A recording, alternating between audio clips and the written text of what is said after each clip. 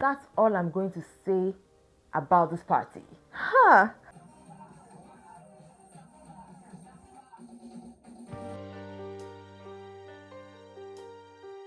So after these housemates lost their wager on Friday, I was not sure what mood the housemates would be on. But I'm proud to tell you that I was beyond impressed. I mean, watching the housemates come into the house at the beginning of the season, right? And they promised vibes on vibes, entertainment on entertainment.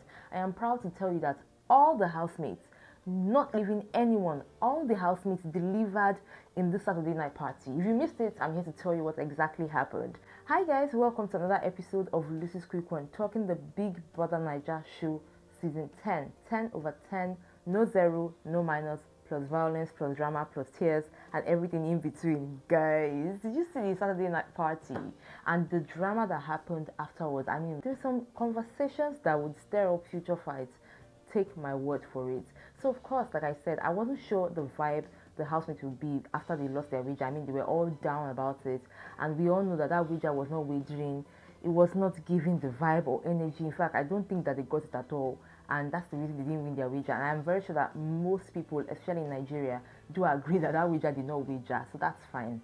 Now moving on to Saturday party, I mean they started to get gingered by afternoon, and then by evening, Big Brother is like, housemates, get ready for your party, and these guys go in there. At the beginning of the party, it was really chilled. The housemates were getting in, getting it. Before we knew what was happening, everybody was booging it down. And I want to give you a fact, guys. This housemates, all of them ate.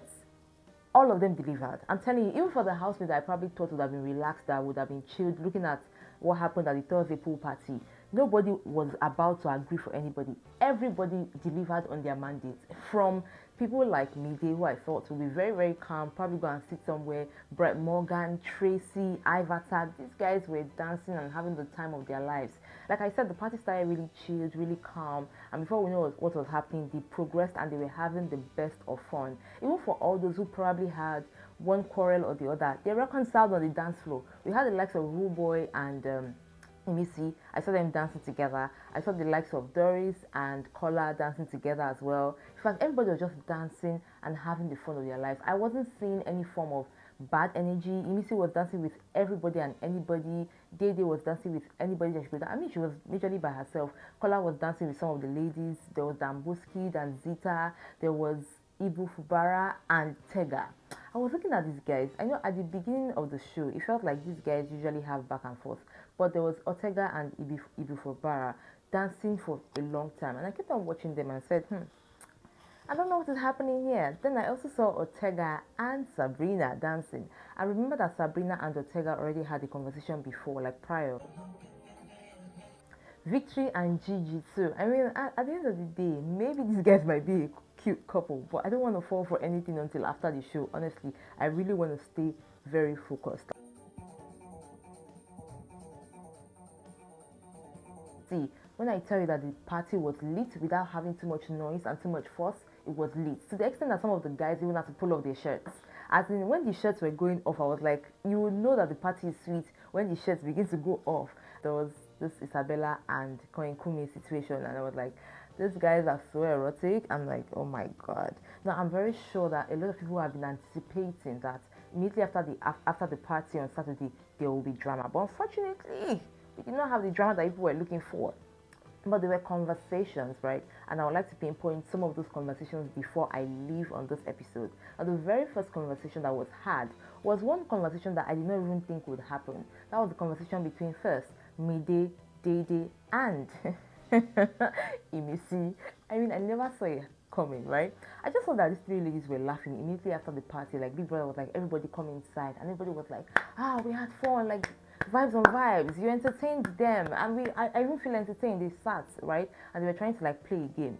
Then I saw Imisi laughing and Dede laughing, and what were they talking about? They're talking about boys. So apparently, Imisi was talking about the guys that have cared for her so far, and she was kind of like teasing Dede, saying, "Oh, I can see that maybe Kola is the love of your life and all of that." And Dede, you know Dede now. Dede was like, not really. Like it's just cool and everything. And she was like, "Well, for me, Kola is attentive. Kola cares about me, And I don't know, I think I like him. Dede was like, really? She was like, yeah, and this, Imisi is fair. Imisi was blushing. She was like, and then Dede started calling Kola, and she was like, Kola lip gloss and all of that. Then later on, Imisi goes on to talk about Faith and says Faith is like a protector. Faith listens to her. Faith is always there for her and everything. That she really likes him, but she can't like him more than the way she likes him because he's not tall. I was like, ah. And then Dede was like, so you could settle. I mean, or do you feel like you are settling? And she was like, I don't know.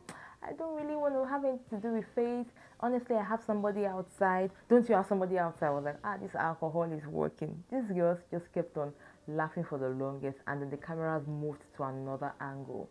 The next angle I'm seeing is that of Sabrina and Doris.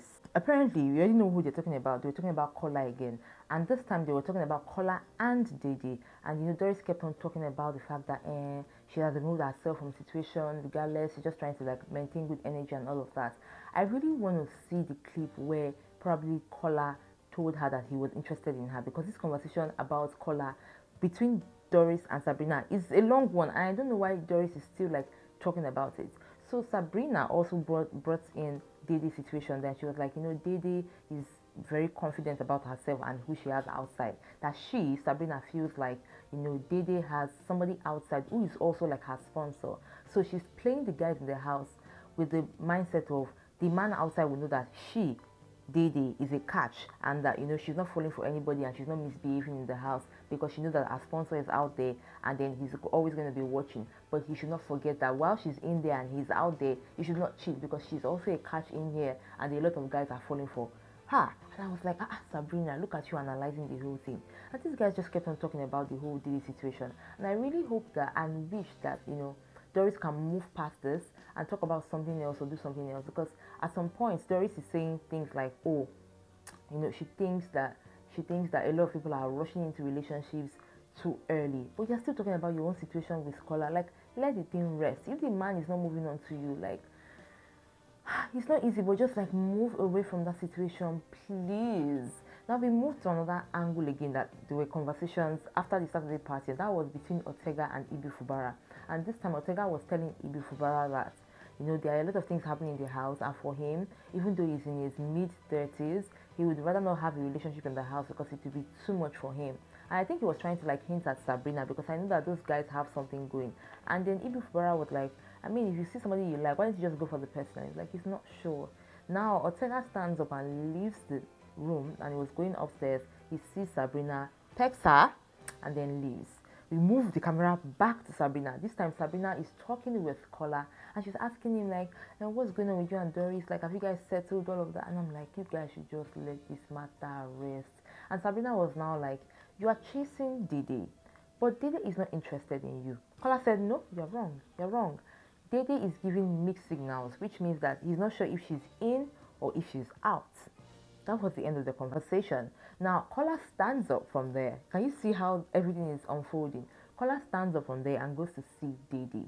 And in his own defense, or he tries to strike up a conversation telling Dede that, we didn't get to dance together at the party. Don't you feel some type of way about that? And Dede was like, this is our first club, like maybe like official club party together. Like, why would I expect myself to dance with you or expect you to dance with me? Like, there is nothing here. I don't understand. And Kola was like, are you sure? Everybody is just not listening to everybody. Dede says she's not interested in Kola. Probably she's still playing her game, and that's all right. But Kola is saying, no, she's interested. Kola is saying, I'm not interested in you, Doris. Doris is saying that he's still giving mixed signals. Can you see the way these adults are just behaving? Now we move over to Isabella and Kumi. I'm very sure a lot of you are looking for Kayode right now, because after the party, these guys could not have enough of each other. They were on each other, kissing. Before we knew it, they moved to the bedroom, and I was like, hey, it's going to go down tonight. But I thought Isabella was talking about the fact that she was on her period. The next thing I'm seeing them downstairs. The next thing I'm seeing Isabella upstairs, and this time she's like having a kind of argument with Kumi. And I'm like, Kumi, what happened? Like, you guys were all almost getting down right now, and then you guys are moving to fighting. What happened? And then I could hear Isabella say that, she came downstairs for the games. Nobody was interested in the game, so she wants to sleep. And Kumi was just not having it. And I was just looking at this together, and I'm like, alcohol is in your system, and that's all right. But let us circle back to the Saturday night party, guys. In as much as there will still be more conversations even before the end of this my video, I'm very sure that one thing remains unchanged.